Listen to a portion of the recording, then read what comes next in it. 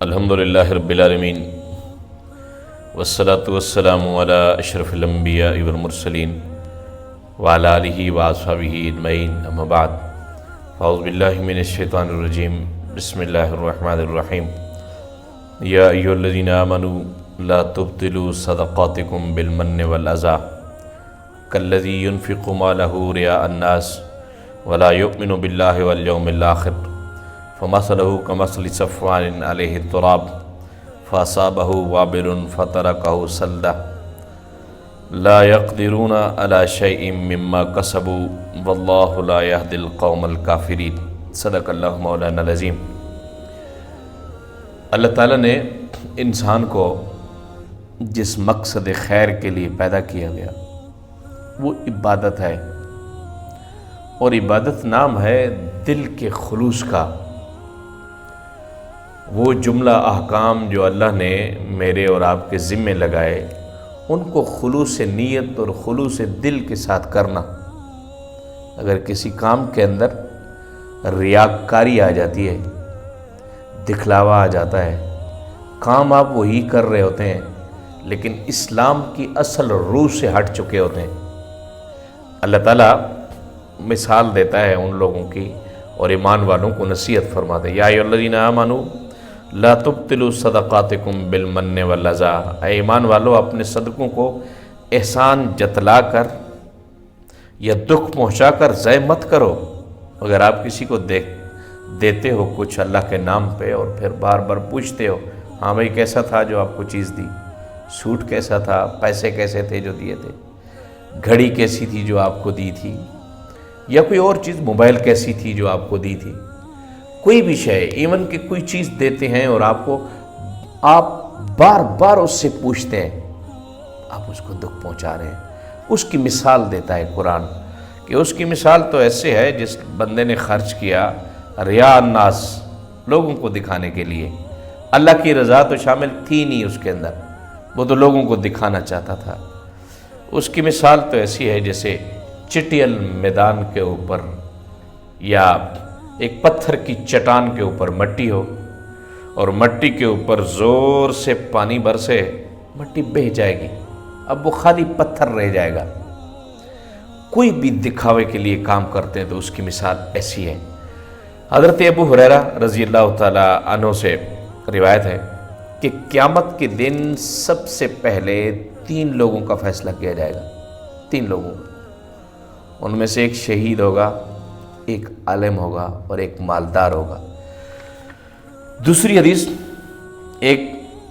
آدمی آیا، اس نے حضرت ابو ہریرہ رضی اللہ تعالیٰ عنہ کے نزدیک آ کے بیٹھا تو آپ کے پاس جم غفیر تھا۔ پوچھا کہ یہ کون ہے؟ لوگوں نے کہا کہ حضرت ابو ہریرہ ہے۔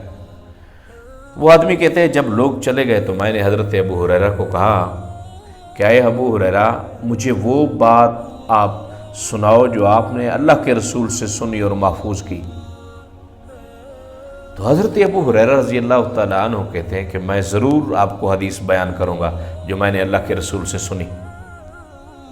اور یہ بات کرتے ہوئے حضرت ابو ہریرہ رضی اللہ تعالیٰ عنہ بے ہوش ہو گئے، غشی طاری ہو گئی، پھر افاقہ ہوا،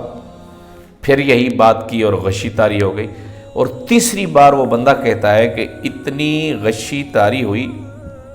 اتنا بے ہوش ہوئے کہ آپ منہ کے بل گر گئے،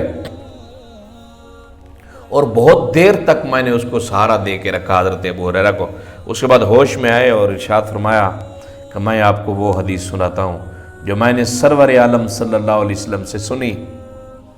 اور میرے دل اور میرے کانوں نے محفوظ کی۔ میں اور سرکار دو عالم صلی اللہ علیہ وسلم اس مکان میں اکیلے تھے اور کوئی بھی نہیں تھا، اور سرکار دو عالم صلی اللہ علیہ وسلم نے ارشاد فرمایا کہ 3 شخصوں کو بلایا جائے گا قیامت کے دن، جن سے سب سے پہلے حساب لیا جائے گا، سب سے پہلے لایا جائے گا عالم کو۔ عالم سے پوچھا جائے گا کہ ہم نے آپ کو علم دیا تھا، آپ نے کیا کیا؟ وہ عرض کرے گا اللہ کی بارگاہ میں کہ اے اللہ، تو نے مجھے علم دیا، میں نے علم لوگوں کو سکھایا، حتی الوسع اس کے اوپر عمل کیا، اس کی اشاعت کی۔ اللہ تعالیٰ ارشاد فرمائے گا تو جھوٹ بول رہا ہے، تو علم اس لیے پڑھ رہا تھا کہ لوگ تیری واہ واہ کریں، علم کی اشاعت اس لیے کر رہا تھا کہ لوگ تیری واہ واہ کریں کہ بڑا عالم ہے، تو بڑا مناظر ہے، تو بڑا یہ ہے، بڑا وہ ہے، جیسے اکثر و بیشتر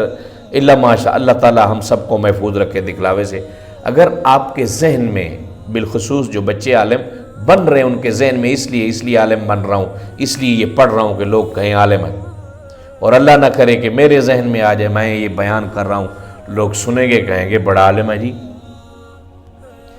ارشاد فرمایا کہ اللہ تعالیٰ ارشاد فرمائے گا فرشتوں کو ہاں بولو،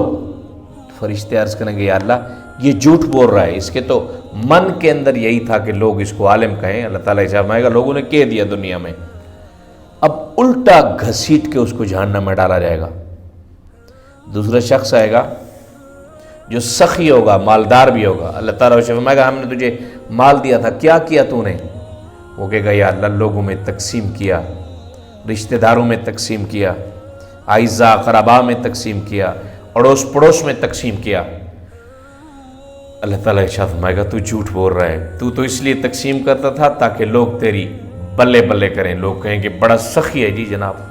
بڑی سخاوت ہے جی اس میں، یہ تو ہر وقت لوگوں کے اوپر مال لوٹاتا ہے، اس کے تو دسترخوان لگے ہوئے ہیں،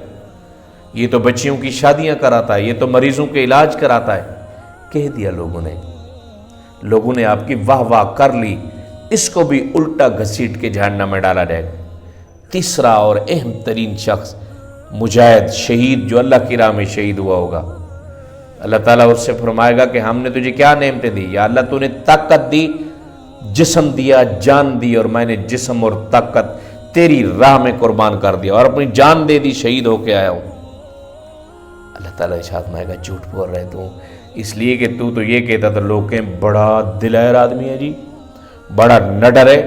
شیر کی طرح لڑتا ہے، لوگوں نے کہہ دیا، تیرے نعرے لگ گئے۔ ان تینوں اشخاص کو صرف ریاکاری کی بنیاد کے اوپر جہنم میں ڈالا جائے گا۔ حالانکہ اگر دیکھیں تو تینوں کی باتیں بہت اعلیٰ اور عرفہ ہیں،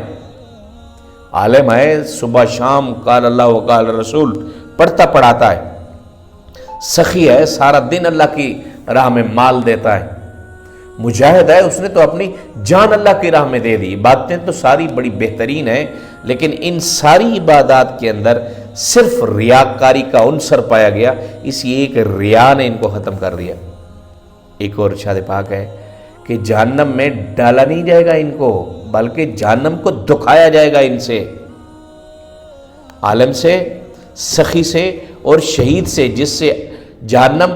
دکھے گی، دکھایا جائے گا، جھلسایا جائے گا، جیسے ہی جہنم کو بھڑکایا جائے گا ان تین لوگوں سے، اور لوگ ان کے اندر چلیں گے۔ اگر عالم سے لغزش ہوتی ہے، عالم سے ریاکاری ہوتی ہے، وہ صرف ایک عالم نہیں کر رہا ہوتا، اس کے پیچھے ایک پوری کھیپ کھڑی ہوتی ہے، اس کی شاگردوں کی، اس کے مریدین کی، اس کے معتقدین کی۔ سخی کرتا ہے تو اس کے پیچھے پورا خاندان کھڑا ہوتا ہے، اس کو دیکھ کے وہی حرکتیں وہ بھی کرتا ہے، اپنے دکھلاوے کے لیے، اللہ کا نام لے کے جان دینے کی اگر حرکت کرے گا کوئی دکھلاوے کے لیے، وہ بھی ایسے ہی جائے گا۔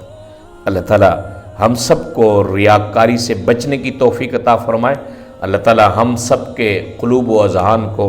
خلوص سے مالا مال فرمائے۔ وآخر دعوانا الحمدللہ رب العالمین۔